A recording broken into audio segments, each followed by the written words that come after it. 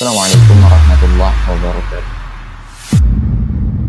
Alhamdulillah wassalatu wassalamu ala Rasulillah wa ala alihi wa sahbihi wa man walah amma ba'd. Hadirin yang Allah muliakan, insyaallah pada kesempatan ini kita akan kembali melanjutkan pembahasan kita dari ensiklopedia larangan dalam syariat, dan insyaallah kita akan masuk pada pembahasan yaitu berkaitan dengan larangan berdusta. Hadirin yang oleh Allah Subhanahu wa taala. Tentu di dalam kehidupan ini kita berinteraksi sebagai makhluk sosial. Kita berinteraksi dan ya interaksi kita lakukan dengan ada kadangkala dengan perbuatan, tingkah laku, ya ada kadangkala dengan perkataan. Nah, tak jarang kita temukan ya bahkan banyak terjadi ya orang itu berinteraksi ya berbicara, mereka tidak jatuh dari yang namanya berdusta. Jadi tidak semua yang ia katakan itu sesuai dengan fakta.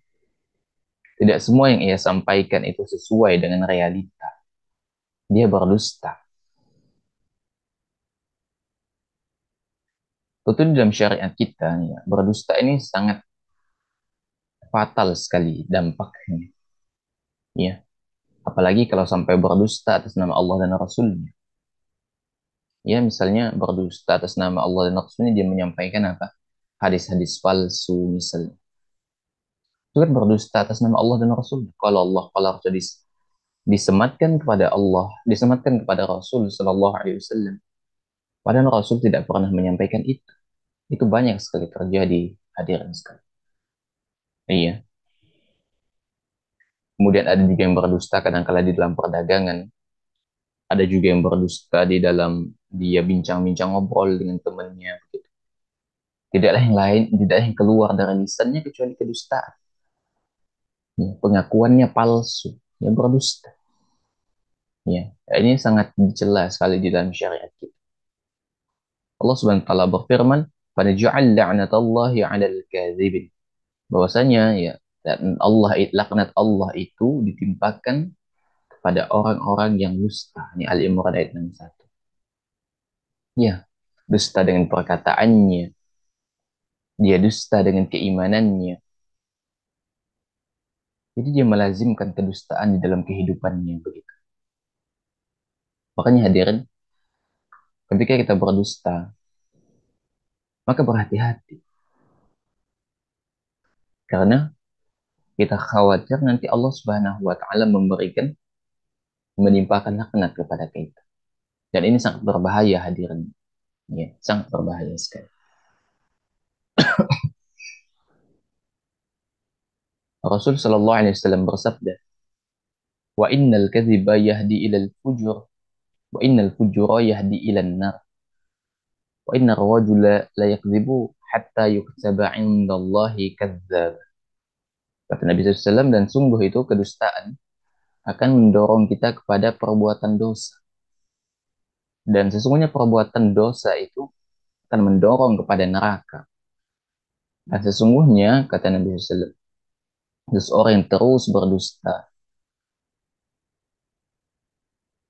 hingga ia dicaci, dan sesungguhnya, kata Rasulullah SAW, itu seseorang yang terus berdusta sehingga di sisi Allah dia tercatat atau dicatat sebagai seorang pendusta. Ya. Ini diriwayatkan oleh Al-Bukhari dan Muslim. Jadi ketika seseorang itu berdusta, maka dia menjatuhkan dirinya pada perbuatan dosa. Bahkan kadangkala ketika orang itu berdusta, ya, berdusta pada satu sisi, maka untuk menutupi dusta itu, maka dia akan berdusta lagi pada kesempatan yang lain.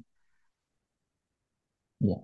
Jadi kedustaan yang ia lakukan, ya, itu sifatnya kontinu, terus menerus. Ya. Kedustaan pertama nanti, maka untuk melindungi bagaimana kedustaan pertama ini tidak tercium, maka dia melakukan kedustaan kedua. Ya. Bagaimana nanti kedustaan ke satu, yang kedua, agar tidak tercium, agar tidak terbongkar, dia melakukan kedustaan ketiga, dan seterusnya. Jadi ketika seseorang itu berdusta, maka kedustaan yang ia lakukan itu bisa sifatnya kontinu, terus menerus. Ya, karena kalau orang sudah berdusta, maka dia akan menggunakan kedustaan lain untuk menutup kedustaannya. Ya, sehingga apa? Ketika dia berdusta dan dia banyak berdusta, maka kata Nabi SAW, ya, perbuatan itu bisa mendorong kepada dosa, dan dosa itu bisa memasukkan kita ke dalam nerakanya Allah. Dan yang khawatirnya nanti, ya, lazimnya kita berdusta, maka kita dicatat sebagai pendusta di sisi Allah Subhanahu wa taala. Ya, bahkan kata Nabi SAW, ya, bahkan kepada anak kecil sekalipun kita nggak boleh berdusta. Misalnya kita eh, berkata kepada anak kecil, nah sini sini begitu, ini ada permen gitu. Padahal kita nggak bawa apa-apa, bahkan permen aja nggak punya begitu. Maka itu jatuhnya berdusta, dan itu nggak boleh. Ya. Bahkan Rasul SAW sekalipun ketika dia bercanda, Nabi SAW tidak pernah memasukkan kedustaan di dalam candanya dalam rangka agar para sahabat tertawa. Tidak. Ya. Bahkan dalam bercanda sekalipun, Rasul SAW mencontohkan kepada kita agar tidak melazimkan kedustaan di dalam. Nah, bagaimana kita di zaman sekarang? Ya. Bahkan kedustaan ini kita jadikan sebagai bahan candaan. Ya. Atau ngeprank, istilahnya ngeprank. Ya. Atau dia berdusta, ya, dia adalah seorang pelajar misalnya. Dia mengatakan kepada gurunya bahwasanya hasil yang ia kerjakan ini adalah hasil kerjaannya, begitu. Murni dari pemikirannya. Padahal dia nyontek tuh tadi pagi dengan temannya. Nyontek, berdusta. Ya. Maka ketika kita melazimkan kemaksiatan, maka itu akan berdampak buruk terhadap diri kita. Rasulullah Shallallahu Alaihi Wasallam bersabda, "Wailu lilladzi yuhadditsu bil haditsi liyudhika bil qauma fayakdzibu. Wailul lahu, wailul lahu." Kata Nabi SAW, celakalah orang yang bercerita atau menceritakan sebuah perkataan untuk membuat orang lain tertawa, hingga ia harus berbohong. Celakalah ia, celakalah ia. Nah, di sini diriwayatkan oleh At-Tirmizi dengan sanad yang hasan. Hadirnya Allah muliakan, ya.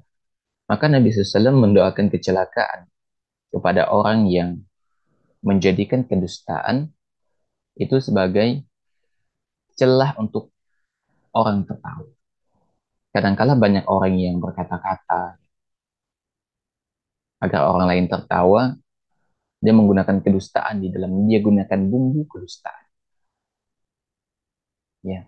Maka Nabi SAW mengatakan wailul lahu, celaka dia, celaka.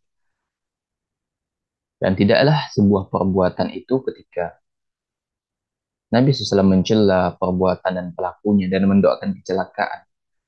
Berarti itu menunjukkan bahwa perbuatan itu bukan perbuatan yang dia bisa dianggap enteng. Ya. Maka meskipun kita bercanda, itu tidak boleh kemudian kita selipkan bumbu-bumbu kedustaan di dalam. Itu nggak boleh, teman-teman sekali. Ya. Maka hendaknya kita berhati-hati ketika kita bermajelis, berkumpul, ya. Kemudian kita hadirkan pembicaraan-pembicaraan di dalamnya. Jangan sampai kita berbohong atau misalnya mengarang-arang cerita begitu, dengan tujuan agar orang lain tertawa atau terhibur atau apa saja tujuan. Apalagi sampai mengarang, misalnya mengarang dia bermimpi bertemu Nabi SAW. Apalagi kalau dia mengarang bermimpi bertemu Nabi dalam kondisi terjaga, Maka ini kedustaan yang luar biasa yang dibuat-buat. Ya. Padahal tidak ada satu riwayat pun para sahabat Nabi SAW, dan kita yakin mereka adalah orang yang paling soleh setelah Nabi Shallallahu Alaihi Wasallam. Para sahabat itu tidak pernah ada satu riwayat pun yang menyebutkan bahwasanya mereka itu bertemu Nabi SAW dalam kondisi terjaga. Tapi anehnya di zaman ini, hadirin, ada orang yang mengaku bertemu Nabi SAW dalam kondisi terjaga. Ini dusta. Ya. Maka ini bahaya sekali. Berdusta saja secara umum. Itu akan menghantarkan kita kepada keburukan. Apalagi dalam dusta itu, dia mencatut nama Allah dan Rasulnya. Maka ini adalah sebuah kelancangan, ya lancang terhadap Allah dan Rasul. Dan ini berbahaya sekali. Ya. Apalagi kalau tujuannya ingin meraup agar semakin banyak pengikutnya, buatlah dia membuat cerita-cerita palsu, cerita dusta. Dia bertemu Nabi lah dalam kondisi terjaga, Nabi SAW mencium lututnya lah, atau apalah semua bentuk kedustaan yang mereka buat-buat itu. Ya, ini berbahaya sekali. Ya, karena ini adalah lancang kepada Allah dan Rasul.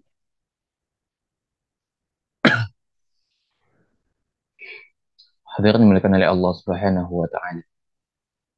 Rasul SAW bersabda, "Ala unabbi'ukum bi akbaril kabair al-isyraku billah wa 'uququl walidaini wa qauluz zur." Kata Nabi SAW, maukah aku beritahu kalian tentang dosa besar yang paling besar? Kata Nabi SAW, yaitu al-isyraku billah, syirik kepada Allah. Wa 'uququl walidain, durhaka ya, kepada kedua orang tua. Wa qauluz zur, kemudian berkata dusta.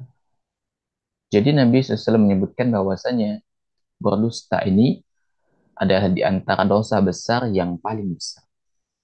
Ya, maka sebagai seorang muslim hendaknya kita menjauhkan diri kita dari berdusta.